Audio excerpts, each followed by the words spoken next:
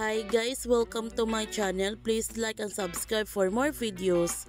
Kinausap ni Napoy si Diana na gumising na ito dahil hinahanap na siya ni Archie at palagi na ito nagtatanong sa kanya kung kailan siya gigising. Inamin naman ni Napoy na hanggang ngayon mahal pa rin niya si Diana pero mas mahal niya si Tasha. Gayunpaman, gagamitin ni Margaret ang kanyang paggabaliw upang mapawalang sala ang kanyang kaso at hindi na siya makukulong nito. Pero sino kaya ang kanyang kasabwat sa pagpatay kay Gustavo? Samantala, may nagtanggal sa life support ni Diana upang tuluyan na nga itong mamamaalam sa mundo. At sino kaya ang papatay kay Diana? Tuluyan na kayang magwawakas ang kasama nila Beatrice at Christoph? Yan ang ating abangan bukas ang pagtatapos ng Royal Blood.